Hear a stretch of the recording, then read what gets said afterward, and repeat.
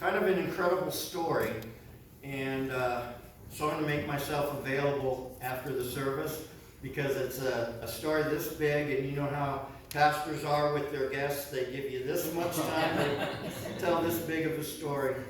I've kind of got a heavy heart this morning. Is it Jean here? I'm so sorry for your loss.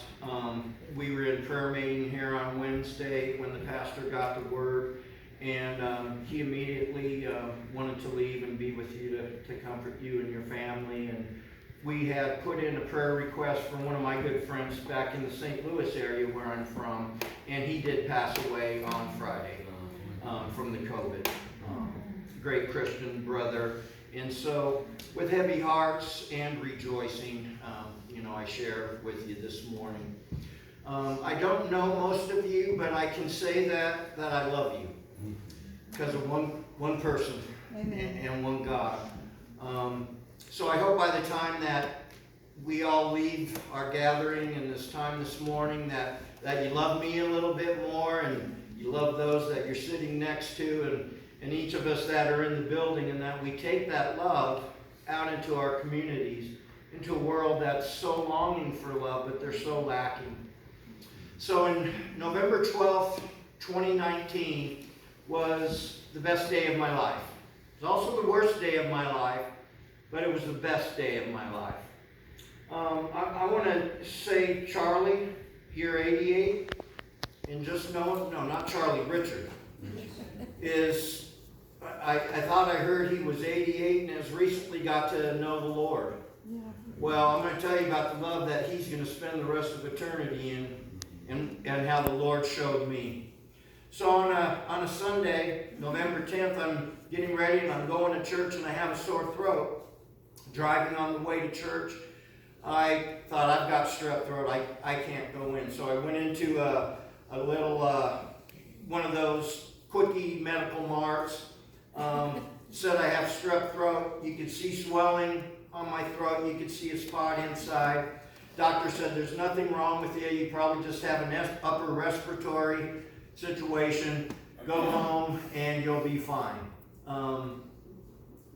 I wasn't going to be fine, and I knew it, but doctor said there's nothing wrong with me. So the next morning, I didn't go to church because I was in a lot of pain. Went back home. I didn't want to expose any of the dear saints to what I had because I knew I was sick. Monday morning, the next day, I was at my doctor's office at 9 a.m. My throat was even more swollen, and I was in much more pain. I was standing there when they opened. They got me right in, did another quick strep test. There was nothing wrong. You could see my throat was beginning to swell even more. You could see it on the outside. So this is about 24 hours after my first symptoms of sore throat. Well, Monday night, I didn't do a whole lot Sunday or Monday because I was in so much pain. And that night I was sleeping in our guest bedroom. And I didn't want to get my wife Susan sick, and it was getting hard to breathe and swallow at this point, so I just plopped up a bunch of pillows and I'm basically leaning in bed. About 4:15 Monday late at night, Tuesday morning, about 36 hours after my first symptoms, I'm sitting up in bed. It's becoming extremely hard to breathe and swallow and even talk at this point, and I'm sitting there just trying to make it through moment by moment, and felt a tap on my left shoulder, and a voice said, Kendall, you need to get to the hospital now, you're dying. Well, if you haven't heard a voice come out of nowhere and speak to you, it's kind of a shocking experience, except that I knew it was the voice of the Lord. I don't know how I knew it was, but when you hear the voice of God and you hear the voice of the Lord, you know that it's Him. And I thought about it for a minute, and it didn't take me long to take Him at His word because I was feeling pretty awful at this point. So I got up and I went into the main bedroom and I tried to wake up my wife Susan. And I said, Susan, you need to get me to the hospital now, I'm dying. Well, she's a heavy sleeper, did not wake up very much. And so I left the room. And I'm walking around the house saying, okay, I know I heard that voice. I felt the tap on my shoulder. I feel awful. What am I supposed to do with this? I can't wake my wife up. Do I need to go to the hospital? What is going on here, Lord? And he did it again. Kendall, you need to go to the hospital now. You're dying. So I went back in the room. This time, I woke her up a little bit more, and I said again, Susan, you need to take me to the hospital now. I'm dying. She woke up some more. You've been to 2 doctors in 2 days. Let's just go at 9 o'clock in the morning when the doctor's office opens. So I left the room once again thinking about that. Well, the Lord's told me twice. My wife has said no twice. All right, God, who's going to win this battle here between my wife and me? Are you, Lord? So I'm walking around again in the dark house, and the third time the Lord this time tapped me on the shoulder, and he said, Kendall, you need to go to the hospital now. You're dying. So at the third time, I knew that the Lord was serious about this. Sometimes I've got a thick head. My wife has stubborn. So it took the Lord 3 times. Okay, I'm going to the hospital now, no matter what.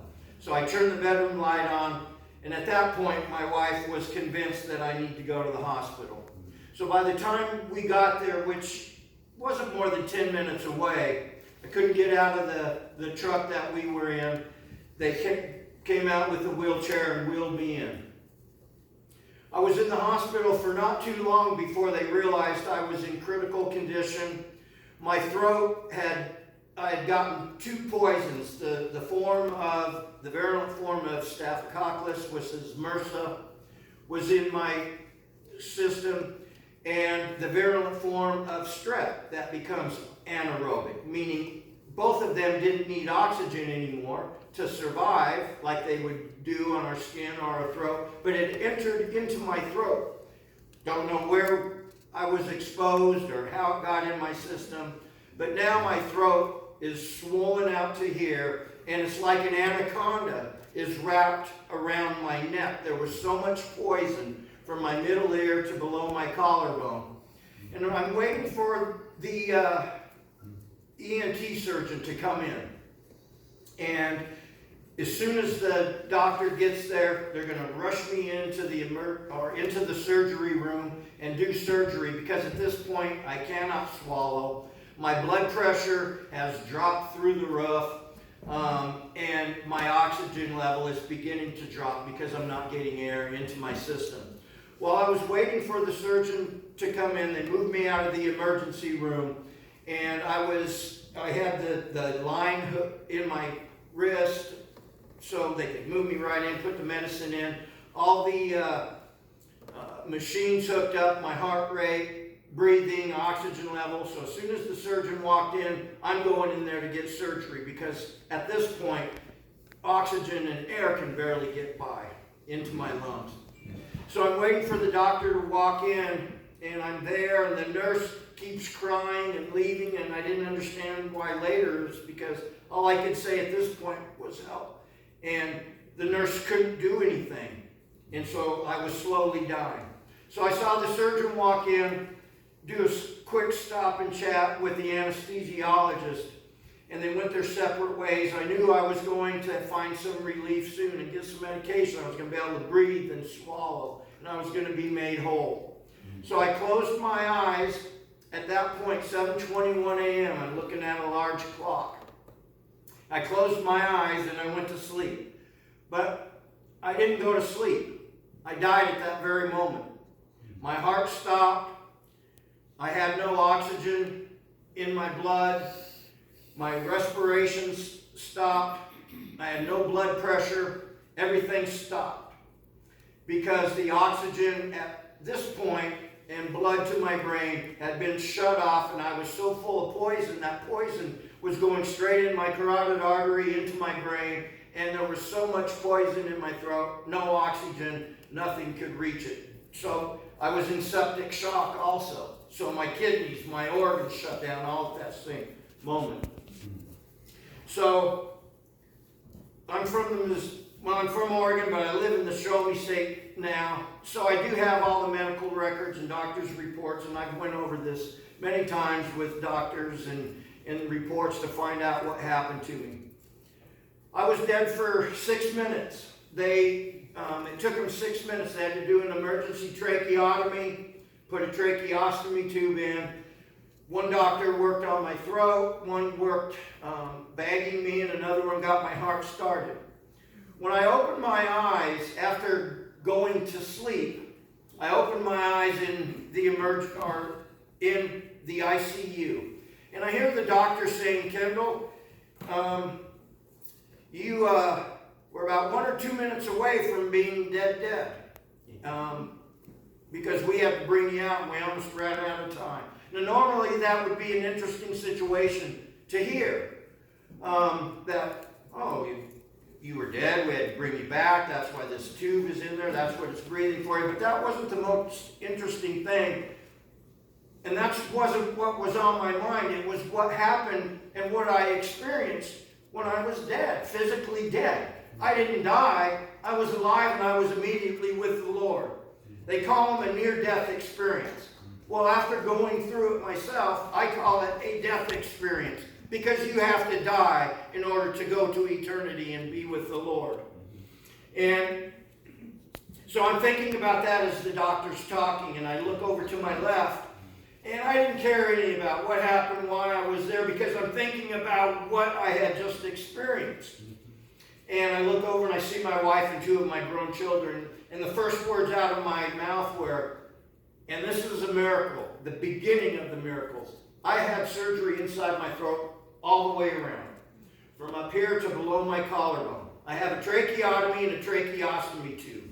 They've already taken an MRI of the tube. It's inflated. There's no oxygen getting from past my vocal cords. It's all coming through the tube in my throat. I'm not supposed to be able to talk. Not only have my vocal cords been compromised from the surgeries, but my entire throat has had major incisions and surgeries to get all of that poison out there and relieve the pressure so I can breathe and blood can now get into my brain, and they had to get my organs started again. I opened my eyes and I saw my wife and grown children, and I look over at them and I say, I know what God's purpose is for my life. I know what God's purpose is for everyone's life. Yeah. I'm not supposed to be talking. The doctor's telling me I was dead. I just came back. I'm not supposed to be able to talk. Open my eyes. That's the first thing I did was speak. And that's what I said. And I'm going to tell you what that purpose was here in a moment. I'm going to cut things a lot short. But the Lord wanted to show me, because I asked Him, and I've been praying about this, Lord, what is my purpose? And He let me ask Him face to face. And He said, I want to show you. He told me what our purpose was here on life, and He wanted to show me and demonstrate that to me. Our purpose is to love one another. Amen. And to love God. Amen. And we show our love to God and how much we love Him by loving other people. So the Lord, we're in eternity, and He reached down into time and space. And the only way I was trying to describe it to my mother was like being in a hot air balloon above a parade. You can see the beginning of the parade, and you can see the end of the parade, and you can see the whole parade in between. That's how it is in eternity. Eternity is outside of time and space. God created time and space for us to live and dwell, and God can come into our universe and come out. But in eternity with the Lord, He reached down into time and space, and He pulled up 2 things that He wanted to show me. 2 moments in time to show me how much He loved me and how much we are to love other people. He wanted to demonstrate that to me. So I found my first place. I was in an alcove. I'm looking at about 15 Roman soldiers. They're off duty. They're gambling and drinking. And I'm inside this room, smaller than this alcove, made out of large limestone blocks. And I immediately knew that I was in the time of the Lord. I was seeing these Roman soldiers. They weren't wearing Most of them didn't have leather or armor. They were off duty. They were just partying. They wore these big potato sack-like dress shirts, and some of them had leather belts around. Most of them didn't. So they're off duty. So I feel a presence stand up next to me, and I turn to my left, and there's a horrible-looking man there. I'm going to describe it. I'm going to call him the swine. Please forgive me. But he looked like a human pig. He was a large man, bald-headed, ugly man. Evil-looking, scary man, Roman soldier. And he had mud and dirt smears all over his body. And I'm thinking, I'm looking in this alcove. I know that there's a courtyard in back of me. I know that it's nice and bright and sunny like today, and it's warm. And I couldn't understand where all this mud splatters and mud smears got on his ugly bald head. And he was standing there kind of smiling and smirking. There was a commotion to his left, and 2 Roman soldiers came and dragging a person in between, and they threw him up against the stone wall, and it was our Lord Jesus Christ. He had just been flogged. And that man, who I call the swine, had been one of the soldiers that had took most of the delight in torturing and flogging him. I looked at, as I was sitting there, and I looked at that cross, or that crown of thorns on the cross, and as the soldiers were making fun of the Lord, he's leaning up against the wall. I'm looking from the side. I can see his hair and the side of his body. I cannot see his face, but I can see that he's got gashes and rips and tears from his foot all the way up to his body. There's sweat and blood, spittle and stuff all over him, but these horrible wounds that were all over, I could see in his body. And one of the soldiers walked by and kicked his legs out from under him, and he fell down in great pain. And that soldier that was called the swine told another young soldier that was walking out. And I'm just looking at this. The Lord was still with me. He was right behind me, standing there the whole time. And he tells this young soldier to go, this king needs a crown. Go over there and make a crown. And he pointed to this bush tree thing. And he got this bundle of crown thorns. He came back, and they were about this long. They looked like iron needles. And it wasn't a round thing like that. It was like this bundle of thorns. They called it a crown. The swine grabbed it from him, gently put it on the Lord's head, picked up about a 3-foot long, inch-wide diameter stick, and as soon as he picked it up, I knew that it was something that they used to beat the prisoners with. And he quickly hit it on top of the Lord's head to drive that crown into his head, causing him extreme pain. At that point, I couldn't take anymore. Lord, please, I can't watch this anymore. Please, I don't want to see this anymore.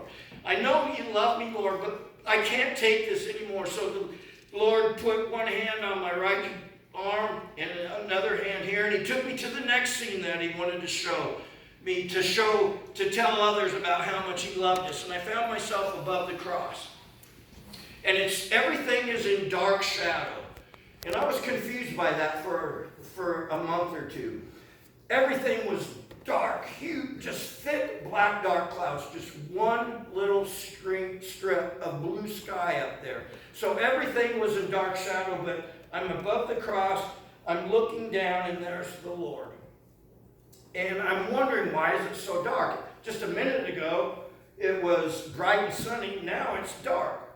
And the Lord dropped his head out of pain. And as he did, he looked down below him, and there was the swine holding his cloak that they had gambled for. The swine didn't only participate in the torture, the flogging of the Lord, and he was one of the most horrible people that had inflicted the most pain and shame and stuff on the Lord.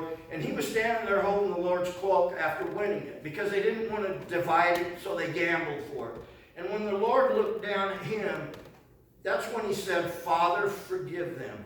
Of course, for they know not what they do. But as he was looking at this man, this soldier who had treated him worse than any person could treat another human being, it was when he looked at them when he said, Father, forgive them. And as he said that, this explosion of love just exploded from the Lord on the cross.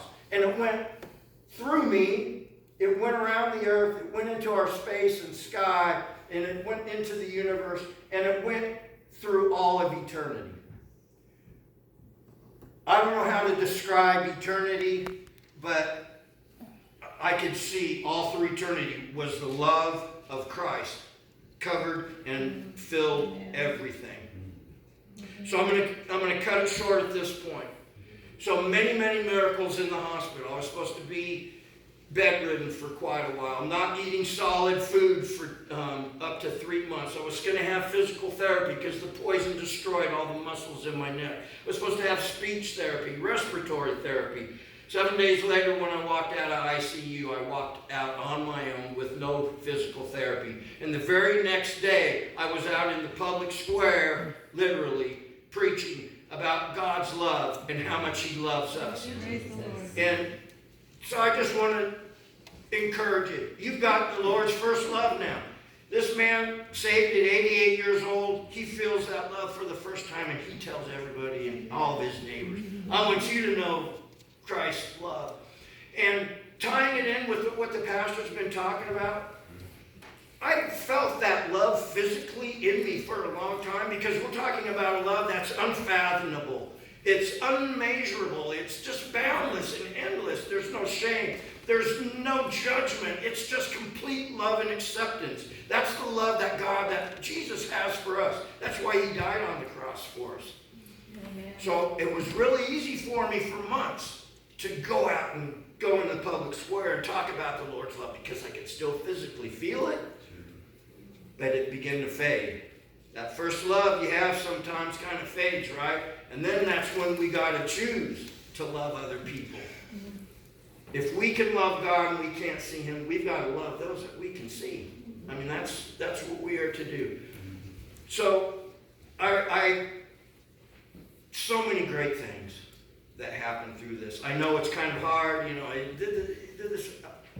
This happened to me. It was a real experience. It was more real in many ways than me standing right here talking and looking at your faces right now. But I just want to thank you for letting me come this morning. If you have any other details that I can answer, I'd love to. The Lord did tell me one thing: tell all who will listen. And I just want to thank you guys for listening to my testimony today, and know that, you know, your husband, my friend, all of our loved ones that we've lost, being in that love of Jesus, you know, I have to say that I'm jealous. You know, we have a job to do here, and that's to bring as many people to heaven with us when we go. Amen. So just thanks for letting me share with you this morning.